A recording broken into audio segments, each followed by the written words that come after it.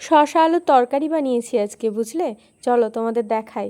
তো প্রথমেই শসা কিছুদিন ধরে পড়েছিল, যেটা আর মানে কাঁচা খাওয়া যাচ্ছিল না, মনে হচ্ছিলো যে দূর এটা ফেলে দিতে হবে। তখন ওই শসাটাকে আমি কেটে কেটে নিলাম ডুমো ডুমো করে, আর তার সাথে আলু।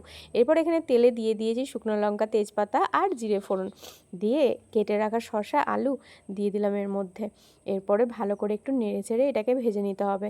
এখনই কিন্তু লবণটা দেবেন না, তাহলে শসার থেকে জল বেরিয়ে যেতে পারে। এরপর দিয়ে দিলাম সামান্য একটু হলুদ গুঁড়ো। হলুদ গুঁড়ো দেওয়ার পরে আরও একটু ভালো করে নেড়েচেড়ে ভেজে নিতে হবে যতক্ষণ না জলটা মরে যাচ্ছে। এই যে জলটা দেখতে পাচ্ছেন হালকা আছে, তো তার মধ্যে এই যে ভালোভাবে ভাজলে টেস্টটাও সুন্দর হবে। এরকম সময় যখন দেখবেন শুকনো শুকনো ভাজা হয়ে গেছে, সামান্য লবণ আর যারা মিষ্টি পছন্দ করেন সামান্য চিনি দিয়ে দিতে পারেন।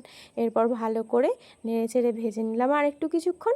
তারপরে এর মধ্যে আমি দিয়ে দেব সামান্য একটু জল। বেশিক্ষণ কিন্তু সময় লাগে না সেদ্ধ হতে, তাই সামান্য জলেই এটা ভালোভাবে হয়ে যাবে।